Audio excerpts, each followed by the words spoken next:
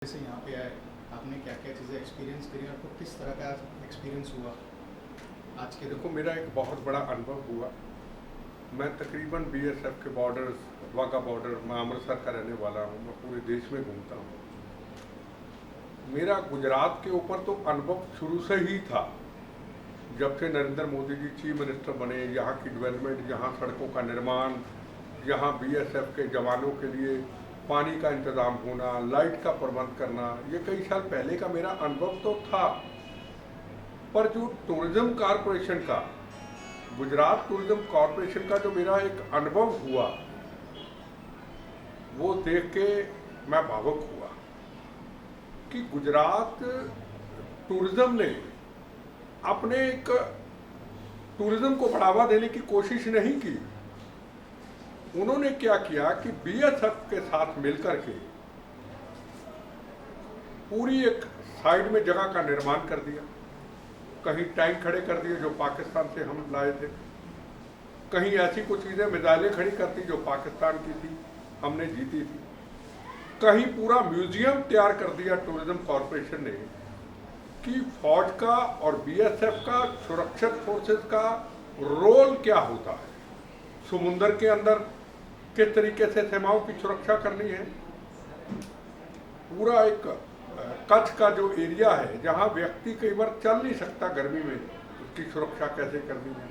उनके हथियार कैसे हैं, उनकी निगरानी सीमाओं की कैसे होनी है। तो मैं इस चीज़ को महसूस किया कि इतना बड़ा एक मैं अनुभव लेके यहाँ से जा रहा हूँ टूरिज्म कॉरपोरेशन का। गुजरात टूरिज्म कॉरपोरेशन, गुजरात की गवर्नमेंट, अमित शाह जी, नरेंद्र मोदी जी, कहीं ना कहीं नरेंद्र मोदी जी का और अमित शाह जी का दिमाग इसमें काम कर रहा होगा। और ख़ास तौर पे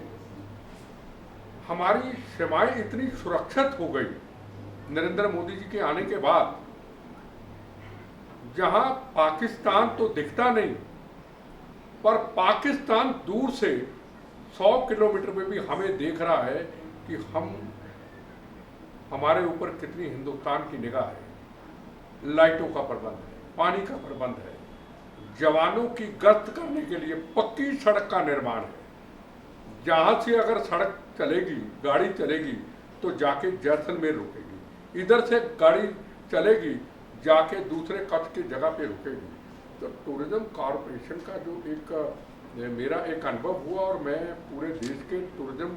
कॉरपोरेशन को एक लेटर डालूंगा, उनके मंत्रालय को लेटर डालूंगा कि आप यहाँ पे आके विजिट करें,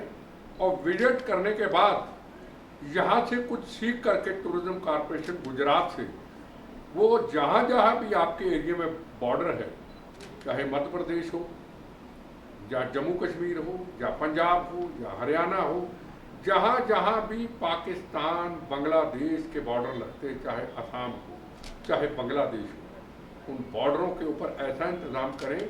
हमारे युवा, हमारे नौजवान, हमारे भाई,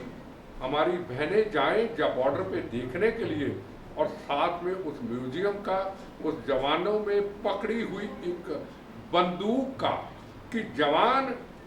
मौत का कफन बांध करके कैसे मातृभूमि की सीमाओं की रक्षा के लिए खड़ा है। इस गुजरात टूरिज्म से एक सबक ले, एक शिक्षा ले, और अपने उस स्टेट के नौजवानों के अंदर एक जज्बा पैदा करे। मैं सैल्यूट करता हूँ गुजरात टूरिज्म को, गुजरात के चीफ मिनिस्टर को, गुजरात के पहले रहे नरेंद्र मोदी जी, अब हिंदुस्तान के प्रधानमंत्री अमित शाह जी का मैं बहुत शुक्रगुजार करता हूँ, और उनको रिक्वेस्ट करूँगा यही सारा जो भी कुछ इधर इंतज़ाम हुआ है ये दूसरी स्टेट में भी कराया जाए। सर, गुजरात टूरिज्म का इस जगह पे जहाँ पे किसी को पता भी नहीं था, और वहाँ उन्होंने इस तरह से इतना अच्छा डेवलपमेंट जो करा है, और ऊपर से उन्होंने इस पोजीशन पे करा है कि जहाँ पे